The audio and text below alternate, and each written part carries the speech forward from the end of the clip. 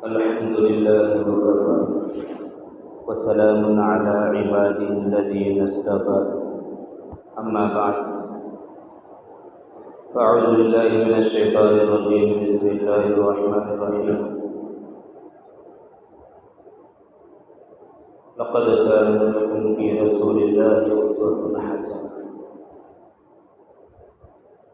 قال النبي صلى الله عليه وسلم أنا خاتم النبيين لا نبي بعدي أو كما قال رسول الله صلى الله عليه وسلم سبحان ربك رب العزة عما يصفون وسلام على المرسلين والحمد لله رب العالمين اللهم صل على سيدنا مولانا محمد وعلى آل سيدنا مولانا محمد وبارك وسلم اللهم صل على سيدنا مولانا محمد وعلى آل سيدنا مولانا محمد وبارك وسلم اللهم صل على سيدنا مولانا محمد وعلى آل سيدنا مولانا محمد وبارك وسلم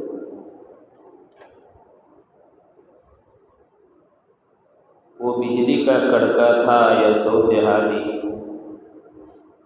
وہ بجلی کا کڑکا تھا یا صوت ہادی، عرب کی زمین جس نے ساری ہلا دی۔ حسن یوسف دم عیسیٰ ید بیضہ داری، حسن یوسف دم عیسیٰ ید بیضہ داری، آنچ خوباں ہما دارن تو تنہا داری۔ وأحسن منك لم تر قط عيني وأجمل منك لم تلد النساء، خلقت مبرأ من كل عيب كأنك قد خلقت كما تشاء۔ محترم دوست اور بزرگوں، اللہ رب العالمین کا بڑا فضل ہوا، کرم ہوا کہ اللہ تبارک و تعالیٰ نے ہم لوگوں کو جمعہ جیسا ایک اہم دینی فریضہ ادا کرنے کے لیے مسجد میں جمع فرمایا، اور مزید احسان یہ فرمایا کہ خاتم النبیین سرور کونین صلی اللہ علیہ وسلم کی سیرت سے متعلق کچھ باتیں سننے کے لیے بیٹھنے کی توفیق عطا فرمائی۔ محترم دوست اور بزرگوں، سفر المظفر کا مہینہ ختم ہونے کے قریب ہے۔ 2-3 دن کے بعد میں ربیع الاول کا مہینہ شروع ہوتا ہے۔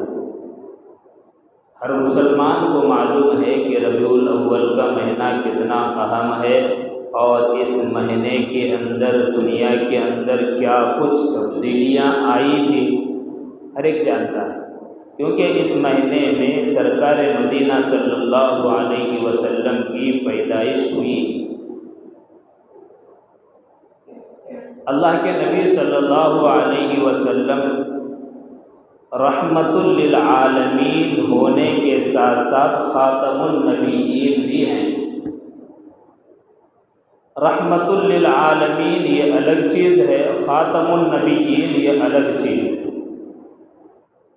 خاتم النبیین یعنی نبیوں کے ختم پر آنے والے نبی، یعنی آخری نبی۔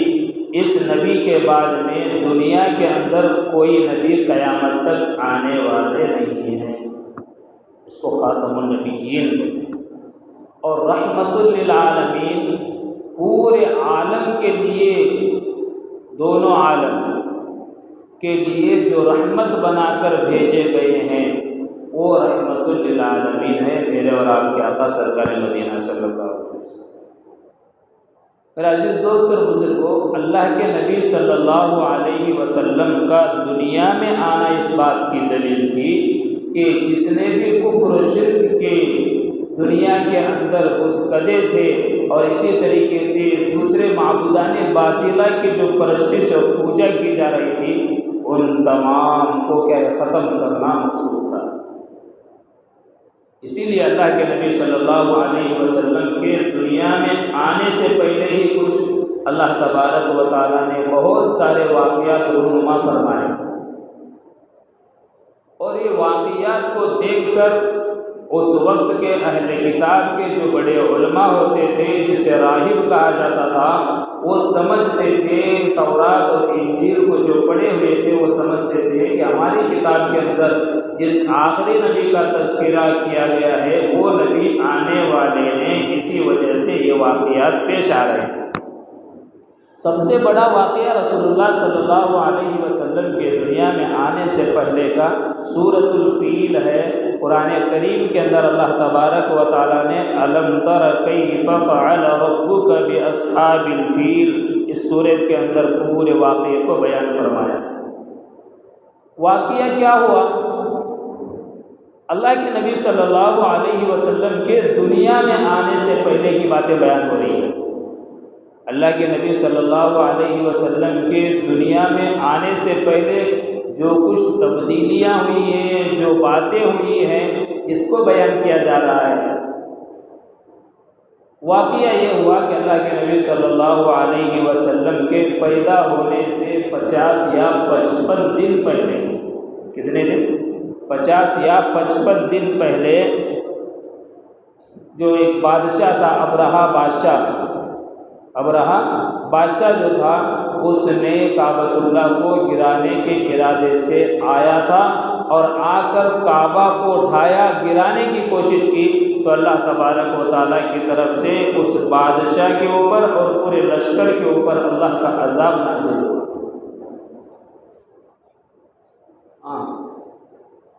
کیونکہ وہ عیسائی بادشاہ تھا۔ کیا تھا؟ عیسائی بادشاہ تھا۔ اس نے اپنے ملک یمن کے اندر کیا کیا تھا؟ ایک بہت بڑا گرجا گھر بنایا تھا۔ عیسائی تھا تو گرجا گھر بنایا تھا، اور اس کا بنانے کا مقصد یہ تھا کہ پوری دنیا کے لوگ جس طریقے سے کعبہ کی طرف جاتے ہیں، اس کا حج کرتے ہیں، اس کا طواف کرتے ہیں، وہاں سے لوگ مڑ کر کدھر آنے لگے؟ ادھر ایران میں ہمارے یہاں پہ آنے لگے، یمن کے اندر کیا ہے؟ آنے لگے، اور یہاں آ کر ہمارا جو کلیسا ہے، ہمارا جو گرجا گھر ہے، اس کی تعظیم بڑھ جائے، تمام لوگوں کا رخ ادھر ہو جائے، اس لیے اس نے کیا کیا تھا؟ ایک کلیسا تیار کیا، اور ایک دوسرا مقصد اس کا یہ بھی تھا کہ پہلے زمانے میں بادشاہ چلتی تھی، اور بادشاہ سب سے پاور جو چیزیں ہوتی تھی اس کے اوپر قبضہ جماتے تھے۔ عرب کے اندر کعبہ کو گرا کر عرب کے اوپر حکومت کرنا مقصود تھا، اور عرب کے اندر جو سب سے بڑی چیزیں ہیں جیسے بندرگاہیں ہیں، جھیلیں ہیں، ان کے اوپر قبضہ کرنا مقصد تھا عرب کے۔ تو میرا عزیز دوست اور بزرگوں، بادشاہ کے حکم پر اس کا جو گورنر تھا ابرہہ جس کا نام تھا، اس نے لشکر ہاتھیوں کے، ہاتھی دیکھ کر آدمی ڈر جاتا ہے، ہاتھیوں کے لشکر لے کر آنے کا ارادہ کیا، اور آنے لگا تو عرب میں سے کچھ قبائل والے بیچ میں اسے مقابلہ کر کے روکنے کی کوششیں کی۔ طائف تک جب تک وہ پہنچا تھا وہاں تک اس کا مقابلہ کیا گیا، اور مقابلہ کرتا ان کو اپنے اس میں گرفتار کر لیتا، بعض لوگ مان لیتے تو اسے اپنے گروہ میں شامل کر لیتا، چلو ہمارے ساتھ میں نعوذ باللہ ہم کعبہ کو ڈال دیں گے، کعبۃ اللہ کو گرائیں گے۔ اس ارادے سے آیا، اور آنے کے بعد میں ایک مقام پر جب پہنچا جہاں پہ عرب کے اونٹ چرا کرتے تھے، عرب کے اونٹ جہاں پہ چرا کرتے تھے، اس جگہ میں پہنچا، اور پہنچنے کے بعد میں اونٹوں کو دیکھا تو اور کیا ہو گیا؟ اس کے اندر لالچ آ گئی۔ عرب کے اندر سب سے قیمتی جو چیز ہوتی تھی وہ اونٹ ہوا کرتی تھی۔ عرب کے جتنے قبیلے کے لوگوں کے وہاں پہ اونٹ چل رہے تھے، تمام اونٹوں پر قبضہ کیا، قبضہ کر کے اپنے ایک مرسل کو، اپنے ایک خبری کو بھیجا، جا کر عرب والوں کو کہہ دو کہ ہم اس کے اوپر قبضہ جمائے ہیں اور ہم قبضہ کر لیے ہیں، ہم کعبے کو ڈھانے کے لیے آئے ہیں عرب میں، ہم سے کوئی مقابلہ نہ کرے، ہمیں کوئی نہ روکے۔ اس کے اندر اللہ کے نبی سرکار مدینہ صلی اللہ علیہ وسلم کے دادا جو عبد المطلب کے نام سے مشہور تھے، جن کا نام عبد المطلب تھا، ان کے بھی اونٹ وہاں پہ چرنے کے لیے گئے تھے۔ معلوم ہوا کہ میرے بھی اونٹ کیا ہوئے ہیں؟ میرے بھی اونٹ قبضے میں لیے گئے ہیں۔ تو وہ جیسے آیا تو عرب والے کہنے لگے کہ ہمارے جو کعبہ کا جو متولی ہے وہ قریش خاندان کا عبد المطلب ہے سردار، اس سے جا کر تم ملو، جو کچھ کہنا ہے اس سے کہو۔ لوگوں کے کہنے کے بعد میں وہ آ کر حضرت عبد المطلب جو اللہ کے نبی صلی اللہ علیہ وسلم کے دادا تھے ان سے ملاقات کی، بتایا کہ ایسا ایسا معاملہ ہوا ہے۔ انہوں نے کہا کہ دیکھو عرب کے لوگوں کے اونٹ جہاں چل رہے تھے وہاں پہ میرے بھی اونٹ چل رہے تھے، عرب کے لوگ کے بھی اونٹ ہے بہت سارے لوگوں کے، تو ہم آپ سے اتنا کہتے ہیں کہ ہمارے اونٹ چھوڑ دو، اس کے بعد میں جو کچھ کرنا ہے کر لو۔ یہ تعجب میں پڑا، کعبے کا کیا ہے سردار ہے، وہ کعبے کا متولی ہے، کعبے کی حفاظت کے بارے میں کچھ سوچ لے رہا ہے، اپنے اونٹ کی پڑی ہے، اس کو اپنے اونٹ کی فکر کر رہا ہے۔ اس نے سوال کیا عبد المطلب سے، حضرت عبد المطلب سے سوال کیا۔ سوال کرنے کے بعد حضرت عبد المطلب نے اس سے کہا کہ دیکھ کعبہ تو اللہ کا گھر ہے، کعبہ جو ہے کعبۃ اللہ جو ہے وہ اللہ کا گھر ہے، یہ اونٹ میری ملکیت میں ہے اور اس کو چھڑانے کی بس میرے اندر ہے، کعبہ کو بچانے کی اور اس کی حفاظت کی ذمہ داری جس کا گھر ہے وہ خود کر لے گا۔ اور اتنا کہہ کر عرب والوں کو معلوم ہو گیا کہ اب اللہ تبارک و تعالیٰ کا عذاب آنے والا ہے، تو عرب کے کچھ قبیلے کے لوگ کیا ادھر ادھر پہاڑوں پر چلے گئے۔ کعبہ کیسی جگہ میں ہے، چاروں طرف سے پہاڑ ہے، بیچ میں کعبہ ہے، اور مکہ اسی علاقے کو وہاں پہ کعبے کے ارد گرد جو بسا گیا ہے اس کو مکہ کہتے ہیں، مکہ المکرمہ کہتے ہیں۔ بہت چھوٹی سی بستی تھی، چاروں طرف سے پہاڑ ہے، کالے پہاڑ ہیں، پتریلے پہاڑ ہیں، ہاں بیچ میں کیا ہے کعبہ ہے۔ کعبے کو گرانے کے لیے جب آیا تو ادھر کعبے کی طرف بڑھنا شروع کیا۔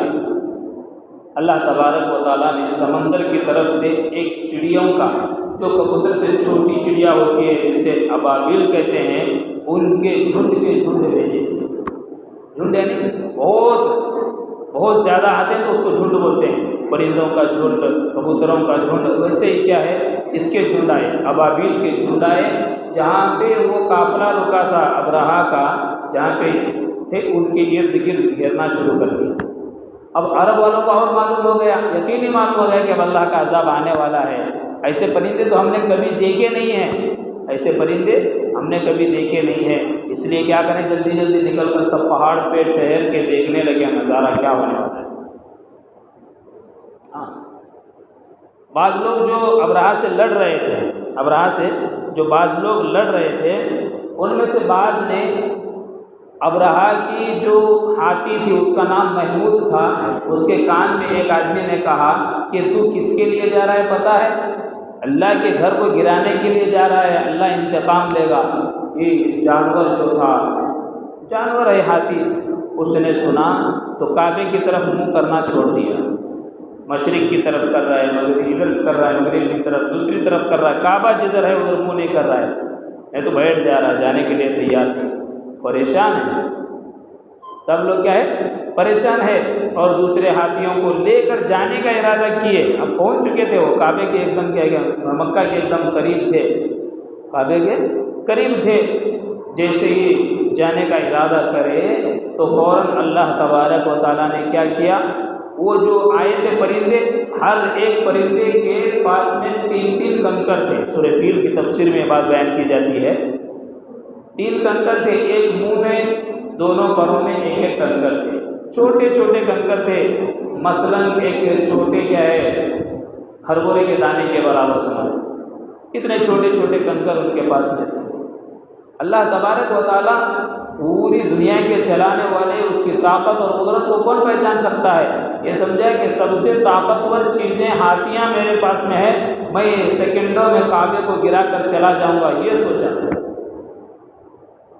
لیکن اللہ نے ادھر انتقام کا ارادہ کیا، تو جیسے ہی ایک ایک کنکر، اور قرآن کے اندر یہ بھی بیان کیا گیا ہے کہ ہر کنکر کے اوپر قبیلے میں جتنے لوگ آئے تھے کعبہ گرانے کے لیے ان کے نام زد تھے، یہ کنکر اسی نام کے اوپر پڑے گا، اس کے اوپر پڑے گا، یہ ہاتھی کے اوپر پڑے گا، یہ فلاں کے اوپر ہے، فلاں کے اوپر۔ جیسے ہی کنکریں گرنا شروع ہو گئے، ہاتھیاں ادھر ادھر چلی گئی، بھاگ کر کیا ہو گئی چلے گئے، جتنے لوگ تھے سب لوگوں کے اوپر کنکریاں گرے، کچھ لوگ وہاں ہلاک ہوئے، کچھ لوگ واپس جاتے جاتے راستے میں ہلاک ہو گئے۔ جو ان کا لیڈر تھا ابراہا، وہ بہت بری طریقے سے مرا ہے۔ روایتوں کے اندر بات لکھی گئی ہے کہ اسے لے جایا گیا وہاں پہ اس کے کلیسا کے جہاں پہ وہ یہ بنایا تھا گرجا گھر، وہاں پہ لے جایا گیا۔ پھر وہاں پہ اس کی کیا تیمارداری، اس کی کیا علاج وغیرہ شروع کیے۔ اس کو ایسی بیماری لگی کہ اللہ کا عذاب تھا، بیماری نہیں تھی بلکہ اس کا گوشت جو بدن کا ہے وہ کٹتا تھا، سڑتا تھا، گلتا تھا، گل سڑ کر کٹ کٹ کر گر رہا تھا۔ اس طریقے سے اللہ نے اسے عذاب دے کر اسے مار دیا۔ اس نے کیا لیا تھا بدلہ؟ کس سے؟ اللہ تبارک و تعالیٰ سے لیا تھا۔ اور یہ واقعہ اس بات کی دلیل تھی کہ مکہ المکرمہ کعبہ کی حفاظت کے لیے کوئی پیدا ہو کر آنے والا ہے، اور کعبہ کی جسے جو رکھوالی کر رہے ہیں ان کے گھر حضرت عبد المطلب کے گھر میں وہ بچہ پیدا ہونے والا ہے۔ اس بات کی دلیل کچھ واقعات رونما جیسے جیسے ہونے لگے، عیسائی لوگ کیا ہے گھبرا گئے کہ یہ کیا تبدیلیاں آ رہی ہے۔ اپنے راہبوں کو، عالموں کو پوچھنے لگے، انہوں نے بتایا کہ ہو سکتا ہے کہ ہمارے کتاب میں جس آخری نبی کا تذکرہ ہے وہ آنے والے ہیں، اسی وجہ سے یہ واقعات رونما ہو رہے ہیں۔ کسرا اس وقت میں پاورفل، جیسے آج کے دور میں امریکہ کو پاورفل سمجھا جاتا تھا، ایسے اس دور کے اندر کسرا کا بادشاہ بہت طاقتور تھا۔ جیسے ہی اللہ کے نبی صلی اللہ علیہ وسلم پیدا ہونے والے تھے، اس سے ایک دن قبل کیا ہے اس کی قلعے کے 14 کنگورے ٹوٹ کر گر گئے۔ کنگورے یعنی اس کے قلعے کے اوپر کچھ کنگورے بنائے ہوئے تھے ڈیزائن کے طاق نما، وہ گرنے لگے، وہ گر گئے۔ اسے دیکھ کر مجرموں کو پوچھا گیا، بعض لوگ بتائے کہ نہیں ایسا کچھ حادثہ ہونے والا ہے، یہاں پہ کیا ہے 14 بادشاہت کیا ہے ہلاک و تباہ ہو، 14 بادشاہ ہلاک و تباہ ہو جائیں گے، ان کی سلطنت کیا ہو جائے گی، ختم کر دی جائے گی۔ اسی طریقے سے فارس کے اندر ایک آگ لگی ہوئی تھی، جسے آگ کو پوچھتے تھے مجوسی لوگ، آگ بجھنے نہیں دیتے تھے، کئی ہزار سال سے وہ آگ لگ رہی تھی، یعنی بجھنے نہیں دیتا تھا۔ کوئی آ کر سندل کی لکڑی ڈال رہا ہے، کوئی اچھی خوشبو کی لکڑیاں ڈال رہا ہے، کیونکہ وہ اس کی پوجا کرتے تھے، صبح سے شام تک اس کے اندر لین لگی رہتی تھی۔ تمام جو مجوسی لوگ تھے آگ کے پوجنے والے، وہ آگ ہی کو خدا سمجھتے تھے، آگ ہی کو کیا ہے خدا سمجھتے تھے۔ کئی برسوں سے جو چلی تھی آگ، وہ آگ بجھ گئی، وہ آگ بجھ گئی۔ اور اسی طریقے سے دریا کے ایک بہت بڑی کیا ہے جھیل تھی، وہ جھیل کے اندر پانی بہا کرتا تھا، بہت زیادہ پانی رہا کرتا تھا، اور وہاں پہ لوگ آتے تھے اترتے تھے، اور وہاں پہ لوگ کیا ہے عرب کے اندر کیا ہوتے ہیں، وہاں پہ تمام لوگ وہاں پہ ان کے اس میں آتے تھے، ان کے کسرا کے، اور جہاں پہ ان کی حکومت تھی وہاں پہ قریب میں جو جھیل تھی وہ جھیل بھی سوکھ گئی، اب پریشانی ایک بوند پانی نہیں ہے۔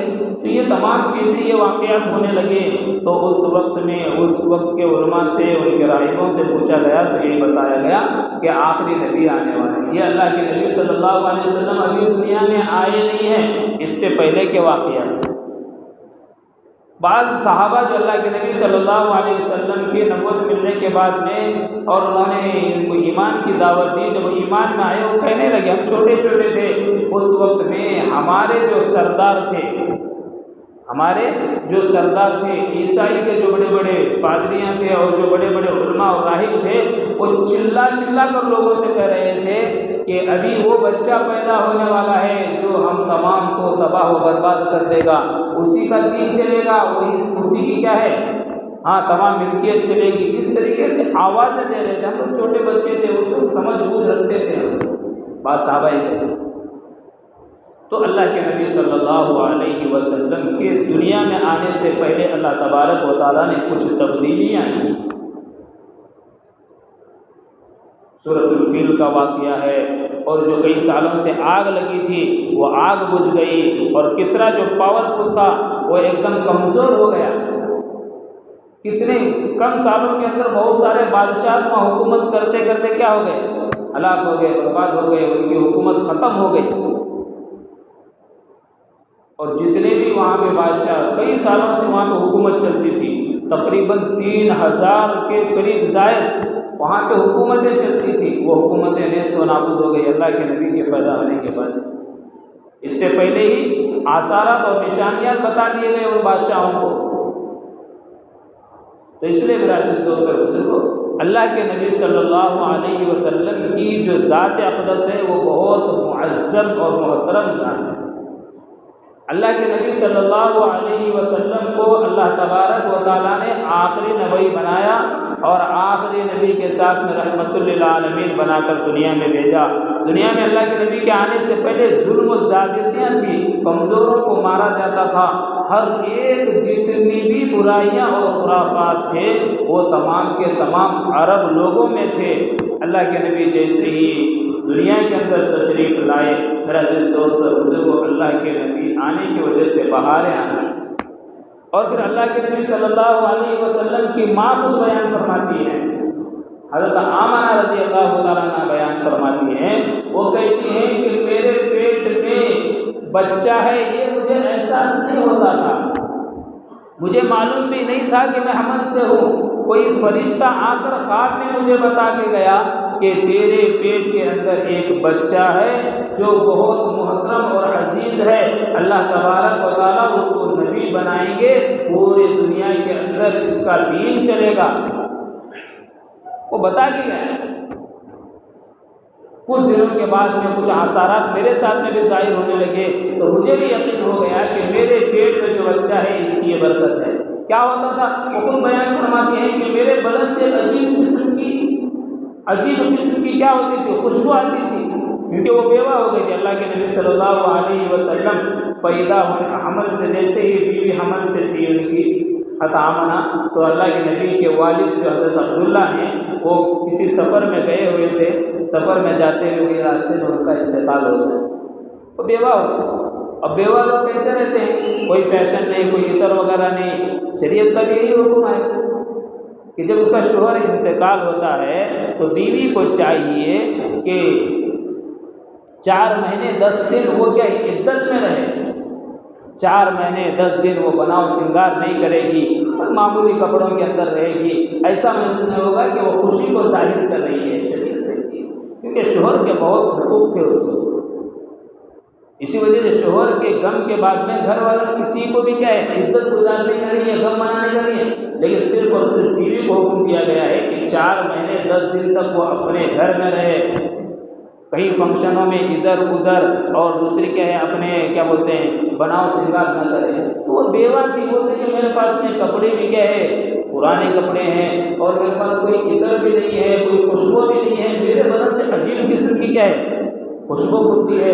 خود ان کی جو ساس تھی عبد المطلب کی جو بیوی تھی حضرت آمنہ کی ساس، وہ حضرت عبد المطلب سے بار بار شکایت کر رہی ہے کہ بہو کو سمجھاؤ، یہ بیوہ ہے، اس کے شوہر نہیں ہے، بیٹا نہیں ہے، اس کے باوجود وہ خوشبو لگا رہی ہے، اس کے کمرے میں جاتی ہوں تو اتنی بہترین خوشبو آتی ہے۔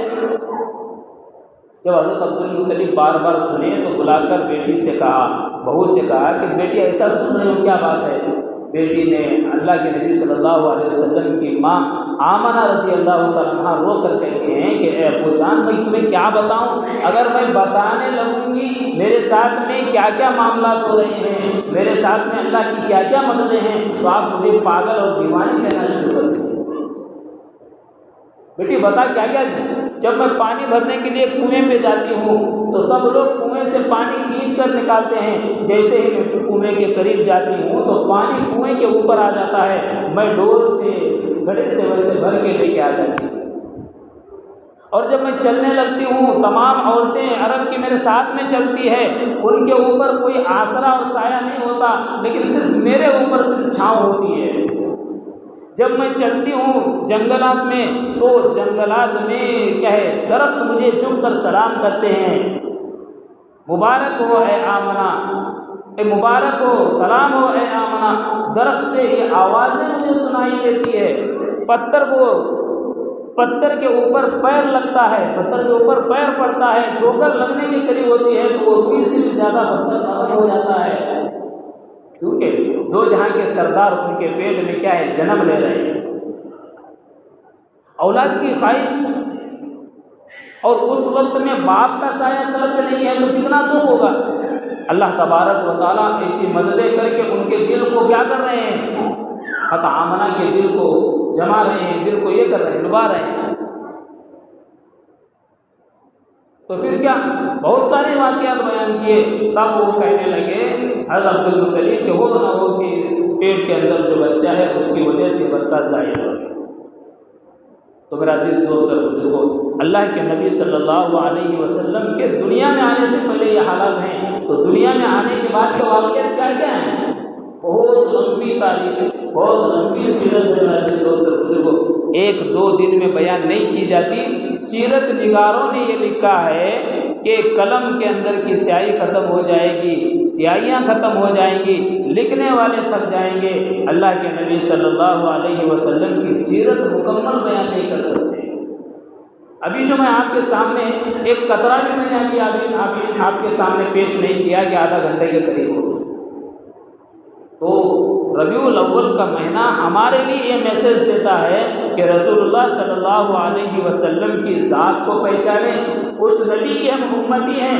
اللہ کے نبی صلی اللہ علیہ وسلم ہر ایک امتی کو کس طریقے سے زندگی گزارنا ہے، پوری زندگی آئیڈل اور نمونے کے طور پر ہمیں دیے ہیں۔ اسی لیے میں نے قرآن کی آیت تلاوت کی تھی، اس کا ترجمہ کر کے میں اپنی بات کو ختم کرتا ہوں۔ اللہ کے نبی صلی اللہ علیہ وسلم کو دنیا میں کس لیے بھیجا گیا ہے؟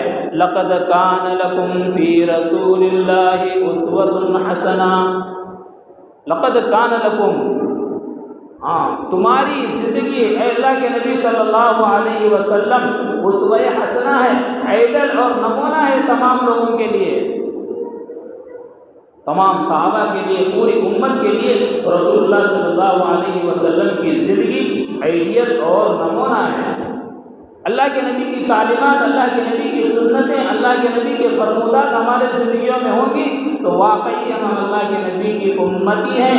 امتی ہونے کی یہی دلیل ہے کہ اللہ کے نبی صلی اللہ علیہ وسلم سے محبت ایسی ہونی چاہیے کہ اللہ کے نبی صلی اللہ علیہ وسلم کی حدیث میں ہے، اللہ کے نبی فرماتے ہیں کہ مجھ سے محبت اتنی زیادہ ہو کہ باپ سے بھی زیادہ ہو، بیٹے سے بھی زیادہ ہو، ماں سے بھی زیادہ ہو، اور لوگوں سے بھی زیادہ محبت جو بندہ مجھ سے کرتا ہے وہ مومن ہے، وہ مومن ہے، وہ ایمان والا ہے۔ آج اللہ کے نبی کی ایک ایک سنتیں ہمارے زندگیوں میں نہیں ہے۔ میرا عزیز دوست اور بزرگوں، واقعی طور پر ربیع الاول کا مہینہ اگر صحیح طریقے سے اللہ کے نبی اس مہینے سے خوش ہوں تو ہم کو چاہیے کہ اللہ کے نبی کی ایک ایک سنت کو اس مہینے میں زندہ کریں۔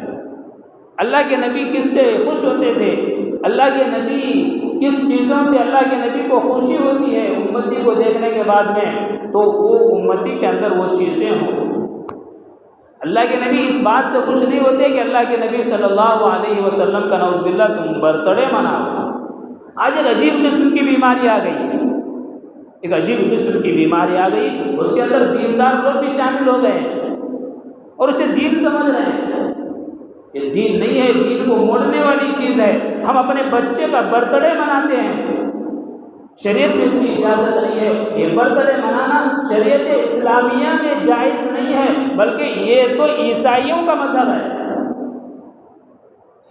عیسائی لوگوں کے یہاں حضرت عیسیٰ علیہ السلام کے پیدائش کے دن وہ برتھڈے مناتے ہیں 25 دسمبر کو۔ مسلمان اللہ کے نبی صلی اللہ علیہ وسلم کے ماننے والے اللہ کے نبی کی امتی اپنے بچوں کا برتھڈے مناتے ہیں۔ بچوں کی بات تو دور، میرا عزیز دوست اور بزرگوں، وہ بوڑھا ہو چکا ہے، اس کے منہ میں ایک بھی دانت نہیں ہے، اس کے باوجود وہ اپنا برتھڈے منا رہا ہے۔ اللہ کے نبی صلی اللہ علیہ وسلم 23 سال پیدا ہونے کے بعد میں زندہ رہے۔ اللہ کے نبی کے بعد میں حضرت ابوبکر صدیق، جو صدیق کے لقب سے جنہیں جانا گیا، حضرت عمر فاروق رضی اللہ تعالیٰ عنہ کا زمانہ، حضرت ابوبکر صدیق کا، حضرت عثمان غنی کا، حضرت علی کا، 1,24,000، بعض روایتوں کے مطابق 1,60,000 جو کہ ہے میرا عزیز دوست اور بزرگوں، 1.5 لاکھ کے قریب جو صحابہ تھے، ان صحابہ نے کبھی بھی اللہ کے نبی صلی اللہ علیہ وسلم کا کوئی برتھڈے نہیں منایا۔ لیکن آج ایک نیا فیشن ہوتے جا رہا ہے دین میں کہ اللہ کے نبی کے نام پر میلاد منا رہے ہیں، اور اس میلاد کی مجلس میں نعوذ باللہ میرے عزیز دوست اور بزرگوں اللہ کے نبی کے نام پر کیک کاٹ رہے ہیں۔ یہ کون سی شریعت ہے؟ کیا قرآن نے اسے بیان کیا ہے؟ کیا کسی حدیث کے اندر اللہ کے نبی صلی اللہ علیہ وسلم کی یہ بات ملتی ہے؟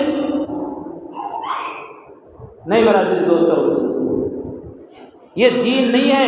دین میں اگر تبدیلیاں آتی چلی جائے گی تو وہ دین نہیں ہے، وہ بدعت ہے۔ ایک بات یاد رکھ لیں، سنت جو ہوتی ہے اس میں تبدیلیاں نہیں رہتی ہے۔ فجر کی 2 رکعت سنت باپ دادا کے زمانے سے نہیں، اللہ کے نبی کے زمانے سے پڑھی جا رہی ہے۔ اس کے اندر کسی آدمی نے یہ نہیں کہا کہ 2.5 رکعت پڑھیں گے، 3 رکعت پڑھیں گے، 4 رکعت پڑھیں گے، یہ سنت ہے۔ اللہ کے نبی صلی اللہ علیہ وسلم کی زمانے سے جو سنتیں چلی آ رہی ہے اس کے اندر تبدیلیاں نہیں ہے۔ میں آپ کو آج یہ یقین دلاتا ہوں کہ جتنے بھی بدعات اور خرافات ہو رہے ہیں وہ دین نہیں ہے، وہ سنت نہیں ہے، وہ بدعات ہیں۔ کیونکہ آپ خود دیکھیں کہ 10 سال پہلے ربیع الاول کا مہینہ کس طریقے سے منایا جاتا تھا، 10 سال کے بعد میں آج ربیع الاول کا مہینہ کس طریقے سے منایا جا رہا ہے۔ ربیع الاول کے مہینے میں پہلے جلوس ہوتے تھے، جلسے ہوتے تھے، اس کے اندر اللہ کے نبی کی سیرت بیان کی جاتی تھی، اللہ کے نبی کی حمد و ثنا بیان کی جاتی تھی، اللہ تبارک و تعالیٰ کے لاڈلے نبی کی پوری سیرت بیان کی جاتی تھی۔ آج اللہ کے نبی کے پیدائش کے دن میں ڈی جے لگا کر ناچ رہے ہیں، گا رہے ہیں، شراب کا دور چل رہا ہے اور اس کو دین سمجھ رہے ہیں، اور اس کو میرا عزیز دوست اور بزرگ ربیع الاول منانا، میلاد منانا سمجھ رہے ہیں۔ یہ میرا عزیز دوست اور بزرگ دین نہیں ہو سکتا، یہ یاد رکھنا۔ اللہ کے نبی صلی اللہ علیہ وسلم نے اپنا برتھ ڈے نہیں منایا اور کسی صحابی سے یہ بھی نہیں کہا ہے کہ میرا برتھ ڈے مناؤ یا برتھ ڈے مناؤ، اللہ کے نبی نے کبھی بھی نہیں کہا۔ آج ہم منا رہے ہیں تو اس لیے یہ اللہ کے نبی صلی اللہ علیہ وسلم کی سیرت کا مہینہ ہے۔ اس مہینے میں 2-3 جمعے پہلے سے میں کہہ رہا ہوں کہ اس مہینے میں اللہ کے نبی کی سیرت پڑھو، ہر ایک زبان میں نبی کی سیرت آ چکی ہے، ہر ایک زبان میں نبی کی سیرت آئی۔ اللہ کے نبی پیدا ہونے سے پہلے کیا واقعات پیش آئے، اللہ کے نبی کی ماں خود اپنے زبان سے کیا واقعات بیان کرتی ہے، پیدا ہونے کے وقت میں اللہ کی کیا کیا مددیں تھیں، کتنے فرشتے اللہ کے نبی کے گھر میں آئے تھے، اور اس وقت میں برکت اور اللہ تبارک و تعالیٰ نے انعام جو فرمایا پوری دنیا کی عورتوں پر۔ اللہ کے نبی کی ماں کی جب کیا ہے ڈلیوری ہو رہی تھی، اللہ کے نبی کی جب ولادت ہو رہی تھی، اس وقت میں دنیا میں کتنے بچے آئے ہیں؟ تمام بچے کیا تھے؟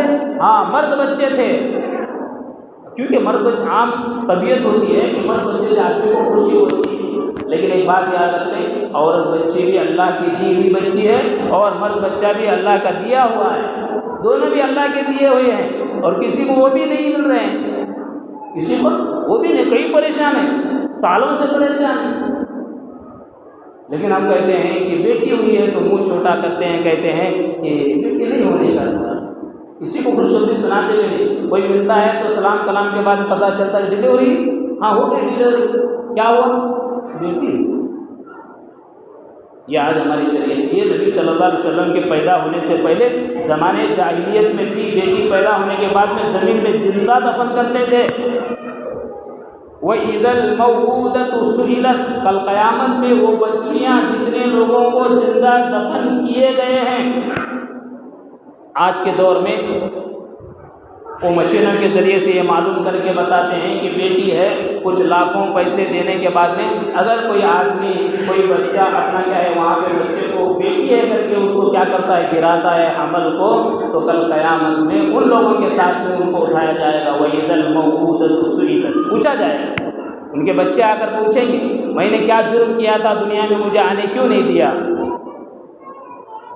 تو اس لیے میرا دوست اور بزرگوں اور بھی بہت ساری باتیں بیان کرنے کا ہے الحمدللہ، اور انشاءاللہ یہ کیا ہے، یہ پورا مہینہ جمعہ کے اندر کیا سیرت بیان ہوتی رہے گی، اور اسی مہینے کے اندر انشاءاللہ ہمارے مکتب کے چھوٹے موٹے کیا ایک چھوٹا موٹا جلسہ بھی کریں گے سیرت کے عنوان سے، وہاں قریب کے کسی ایک عالم کو بلا کر سیرت کو بیان کریں گے، سیرت کو بتائیں گے، لوگ اس کے مطابق زندگی گزاریں گے، تو میرا عزیز دوست اور بزرگوں بڑا امت کو فائدہ ہوگا، بجائے اس کے کہ ایک دن لاکھوں کے پیسے خرچ کر کے کیا کر رہے ہیں، جلوس نکال رہے ہیں، وہ فلاں کر رہے ہیں، یہ کر رہے ہیں، وہ کر رہے ہیں، اور اللہ کے نبی کے نام پر کیا کیا خرافات کر رہے ہیں۔ یہ دین اور شریعت میں اس کی اجازت نہیں ہے، اور کسی حدیث میں یہ بات ملتی نہیں ہے۔ اللہ تبارک و تعالیٰ سے دعا ہے کہ اللہ تبارک و تعالیٰ ہمیں صحیح شریعت کو سمجھ کر صحیح رسول اللہ صلی اللہ علیہ وسلم کی سیرت پر زندگی گزارنے کی توفیق عطا فرمائے۔